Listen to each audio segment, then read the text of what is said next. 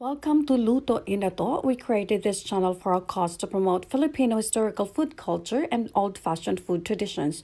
We are advocates of Cebu Food Revolution to promote food as medicine, slow food movement to promote heritage food, and communities for alternative food ecosystems initiatives for health and sustainability. We are home chefs and we cook to make a difference. Hello mga friends! Mami, Daddy, Nanay, Tatay, Mama, Papa, mga tiya o mga tiyo, aten, kuya, mga inday o mga undong. I am Chef Sweetie of Luto Inato at your service. We are here to promote home cooking. We will be teaching you how to cook simple, nutritious, and good food for your family. Let us make use of the local produce that we get from our local farmers and support them. It is good to know our source. And in return, we are helping our local farmers earn. And at the same time, we will be enjoying the benefits of their hard work.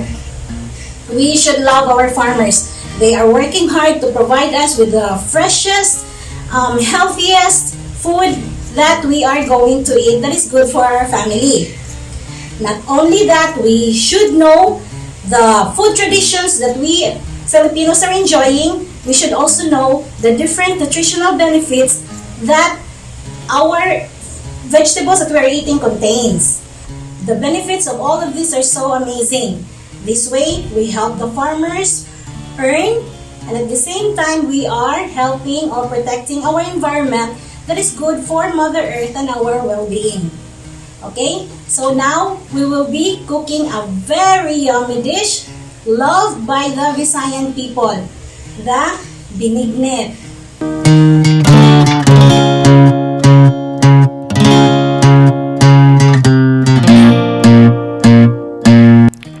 Binignit is a traditional dish with landang as its main ingredient. Now we're going to show you how landang is being processed. Landang is part of slow food movement's arc of taste as endangered heritage food, along with kabog, tinigib, and kulo. It is very important that we continue to grow and consume these foods for biodiversity in the food chain. Landang comes from buli or buri tree, a type of palm found in the Philippines and other tropical countries. The landang production process is done by hand that will take 1 week and require several skilled people to complete the process. First, a buli palm of about 50 years of age is carefully selected and cut. Do you know that this tree only flowers once in its life and then dies? Then the trunk is cut vertically to expose the core.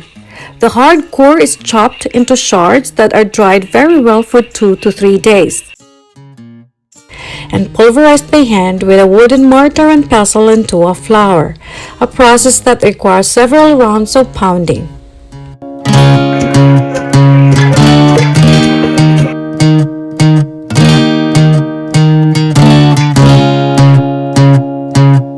The flour is placed into a rectangular wooden container and soaked in water for 8 hours to clean the flour. Dirt and sediment is drained away and soaking continues until the flour is white or light tan in color. The soaked flour is then dried in the sun and sheaved again.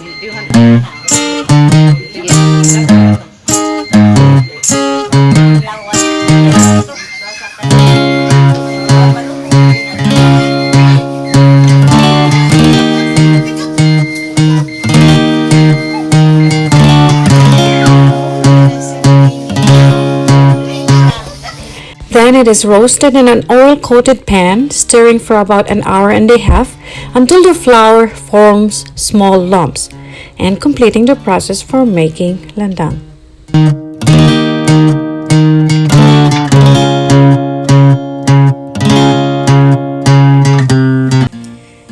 Here are the different ingredients of our special binignit. I will be discussing one by one the health benefits of all its ingredients. First, we will be talking about our root crops. We have the ube, our kamote, and our cassava. First is our ube. Ube or purple yam is native here in the Philippines. This is popularly used in desserts in some of our Filipino cuisine. It has similar nutritional profile to the sweet potato or kamote but has an extra levels of antioxidants because of its color. It promotes overall health. Now our kamote. Our kamote is considered as the superfood. It is so rich in vitamins and minerals and is a great source of fiber. It has beta-carotene, which functions as a potent antioxidant. It has cancer-fighting properties. It supports healthy vision. It enhances brain function and is good for our immune system. Now, about our cassava. Our cassava, this one, the balanghoy or the kamuting kahoy, is a root vegetable that contains plenty of key vitamins and minerals. It's a good source of vitamin C, thiamine, riboflavin, and niacin. Now our banana. Banana is a respectable source of vitamin C. It is so rich in manganese that it's good for our skin. It is laden with potassium that is good for heart health and fights the bad cholesterol in our body. Here is our langka. Okay, langka is so rich in vitamins and minerals. It has plenty of vitamin A, vitamin C, riboflavin, manganese, potassium, copper, and it is also very rich in antioxidant, flavonoids, and carotenoids that helps lower the inflammation and reduce the risk of various chronic diseases and heart diseases. Now our sago balls or the tapioca balls. These balls or this ingredient is derived from the cassava that has turned into a flour, then shaped into balls, dyed with the natural coloring. So this is the sago balls that we have known. It has the same components or the nutritional benefits that we have with our cassava. Then our pandan leaves. Pandan leaves work wonders as relief for chest pain, muscle cramps, spasm, and even lowers our blood pressure. It contains anti-cancer properties and it's good for skin and hair. It also is a natural repellent for mosquito and cockroaches. It alleviates the pain of the gout and relieves rheumatism and aids in insomnia. So those who have issues of insomnia, so try to incorporate pandan into your diet. The simplest you can do with the pandan is just by adding it into your rice. So it makes the rice aromatic and at the same time, you get so many health benefits in it. Okay? Next, we have our coconut milk. Coconut milk, it boosts our immune system because of the lauric acid it contains. It has antimicrobial and anti-inflammatory properties.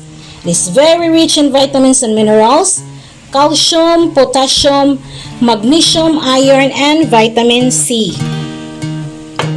And now, the highlight of all our ingredients for this special binignit that we will be cooking is our none other than landang. Okay, so now we'll be incorporating all of these ingredients so that we can cook our very yummy Visayan delicacy, the binignit.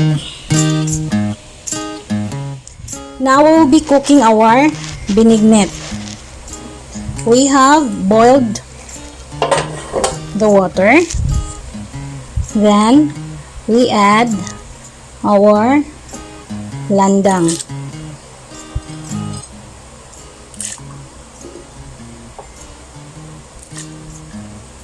Okay. Next, we add our sago balls.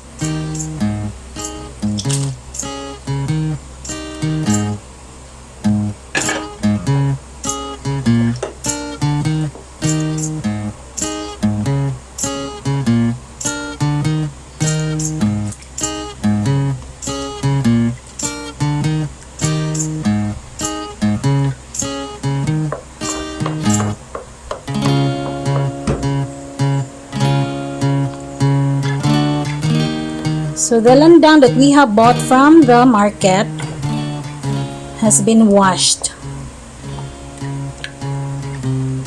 and then dehydrated with water, but then it's still very dry, so we put it ahead of time. Now we will be adding our root crops. We have our cassava,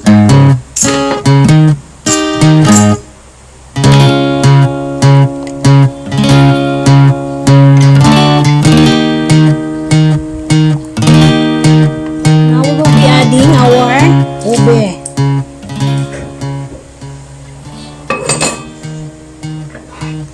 kamute, and our banana.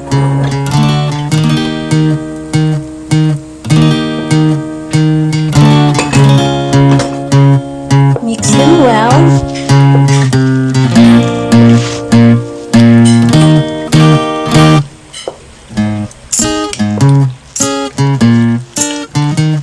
Then let's add our pandan leaves and our langka. So langka, I turned it into a jam.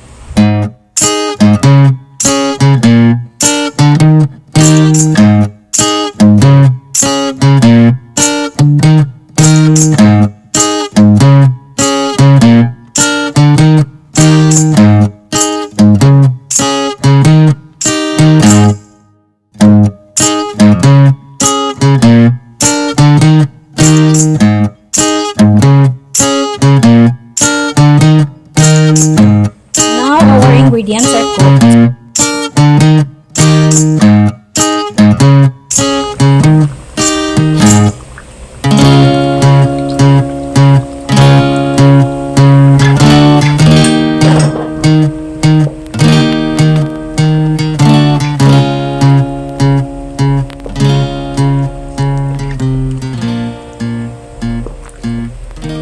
See how pretty our binignit is. So nature has provided us with all the different colors of the rainbow for all these healthy vegetables.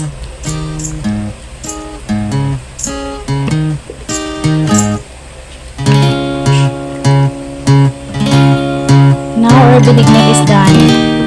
So we shall be plating this one. Now, here's our finished product. Our yummy Visayan delicacy, the Binignit.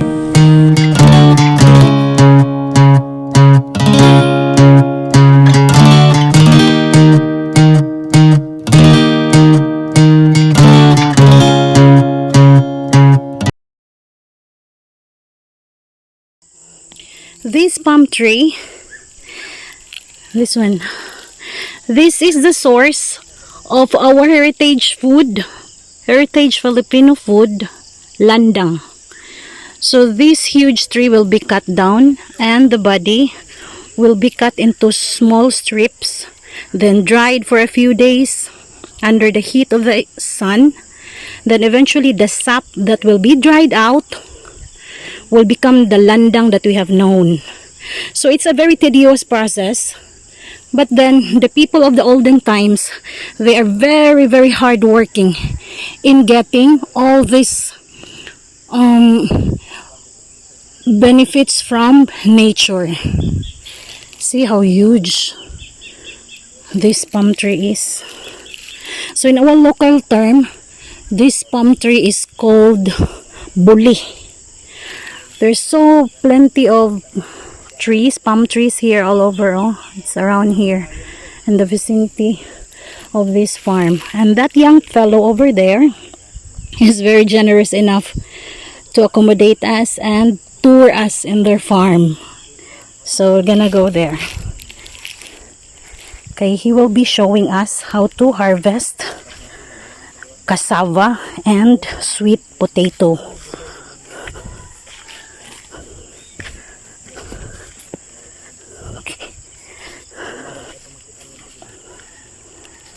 Okay.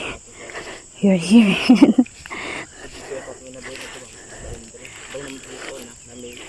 Matayan nga, kurin sa kapin nga baka. Binuhian lang. Ano siya dito tibok. Abot na sa balay namo. Kural. So thank you everyone for watching, and if you like our demo, please subscribe to our channel and share it to your friends. We make our videos fun and informative for everyone. Let us hear your feedback. Just comment below. See you next time!